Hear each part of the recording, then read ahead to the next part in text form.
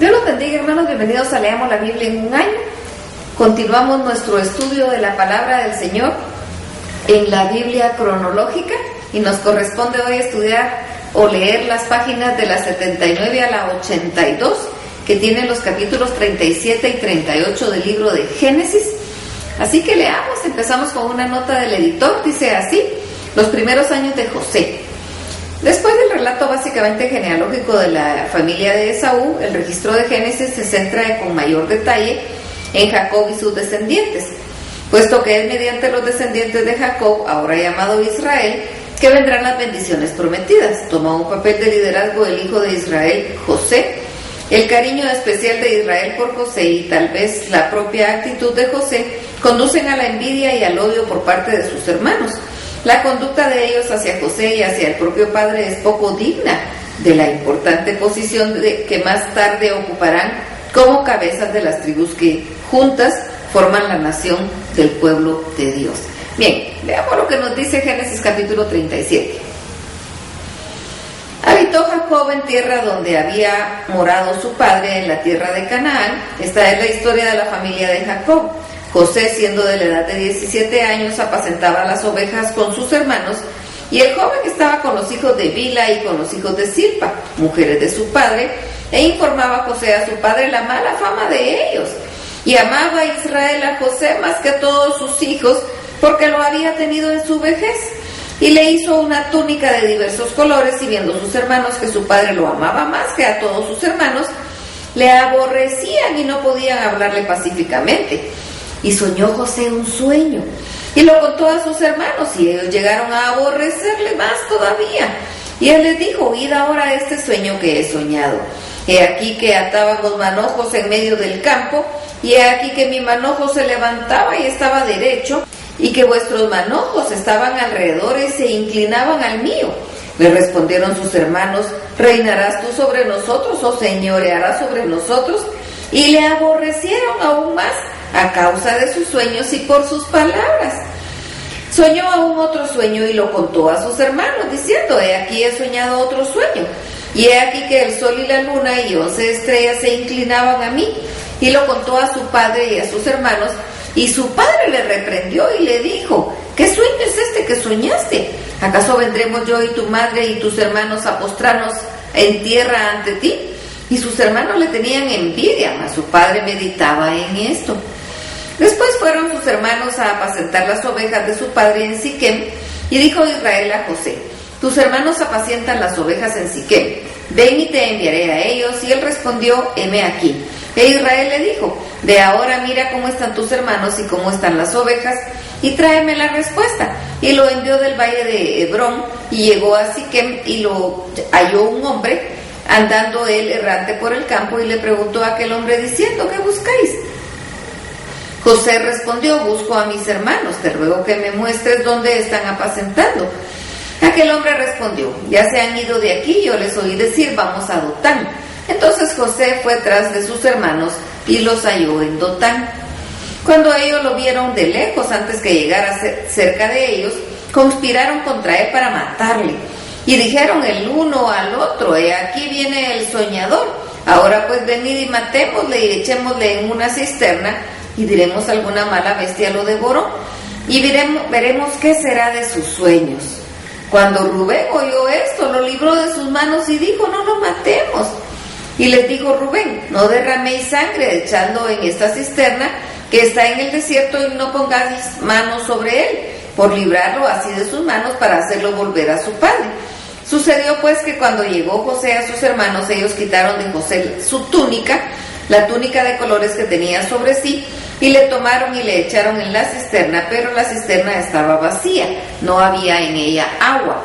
Y se sentaron a comer pan, y alzando los ojos miraron, y he aquí una compañía de ismaelitas que venía de Galaad, y sus camellos traían aromas, bálsamo y mirra, e iban a llevarlo a Egipto. Entonces Judá dijo a sus hermanos: ¿qué provecho hay en que matemos a nuestro hermano y encubramos su muerte?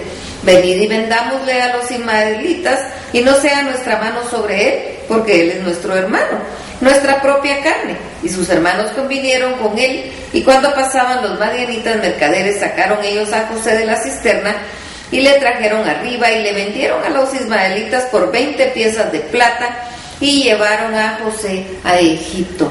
Después Rubén volvió a la cisterna y no halló a José dentro y rasgó sus vestidos y volvió a sus hermanos y dijo: el joven no parece, ¿yo a dónde iré yo?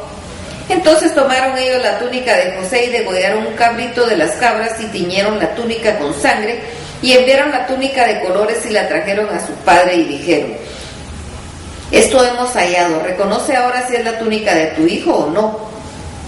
Y él la reconoció y dijo: la túnica de mi hijo es, alguna mala bestia lo devoró. José ha sido despedazado. Entonces Jacob rasgó sus vestidos y puso cilicio sobre sus lomos y guardó luto por su hijo muchos días.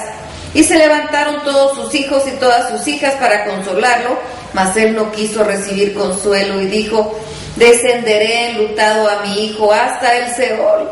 Y lo lloró su padre. Y los madianitas lo vendieron en Egipto a Potifar, oficial de Faraón, capitán de la guardia. Ahora vemos una nota del editor, Judá y Tamar. Mientras José se convierte en esclavo en la casa egipcia, se está revelando una triste historia en Canaán que involucra a Judá como de los hijos de Israel y Lea. Se trata de la antigua costumbre de las propiedades, bastante ajena al pensamiento moderno, en la que el hermano de un hombre muerto que no tuvo hijos se casa con la esposa de su hermano fallecido para que el linaje de su hermano y las propiedades del mismo puedan continuar en la línea correcta de sucesión. La desventura llega cuando Onán, uno de los hijos de Judá, realiza el acto sexual con la esposa de su hermano muerto Tamar y a propósito evita tener descendencia. Luego le sigue la historia de Tamar, quien determina tener un hijo de su suegro Judá. Bien, vamos a Génesis capítulo 38.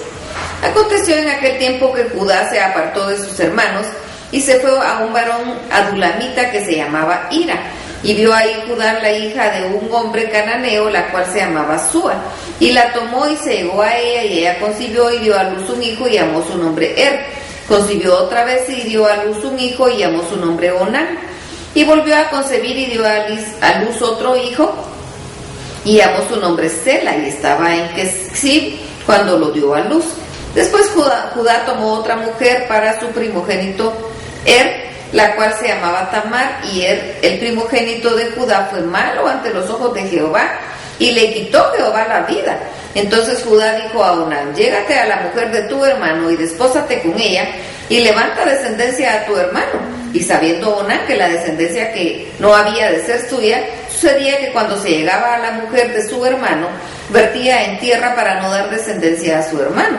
Y desagradó en ojos de Jehová lo que hacía, y a él también le quitó la vida.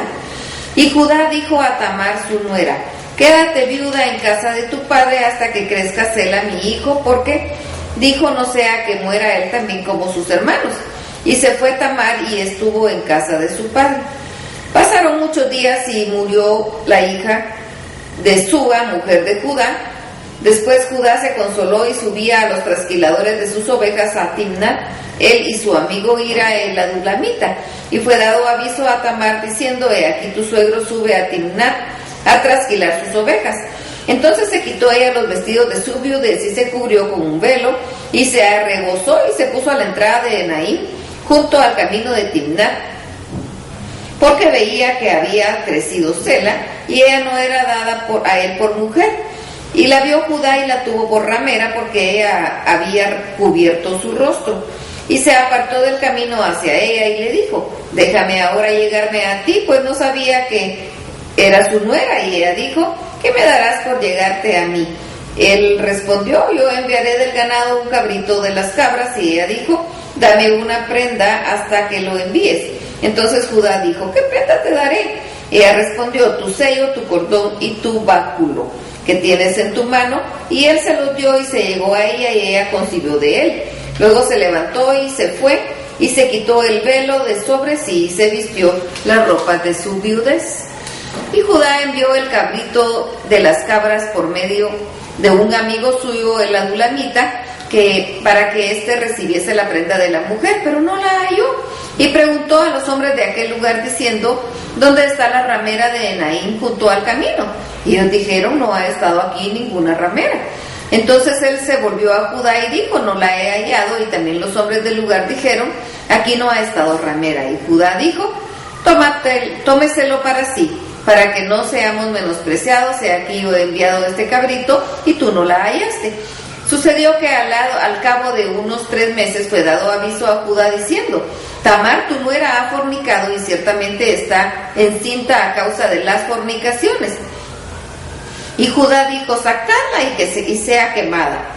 Pero ella, cuando la sacaban, envió a decir a su suegro: del varón cuyas son estas cosas estoy encinta. También dijo: mira ahora de quién son estas cosas, el sello, el cordón y el báculo. Entonces Judá lo reconoció y dijo: más justa es ella que yo, por cuanto no le he dado a Sela mi hijo. Y nunca más la conoció.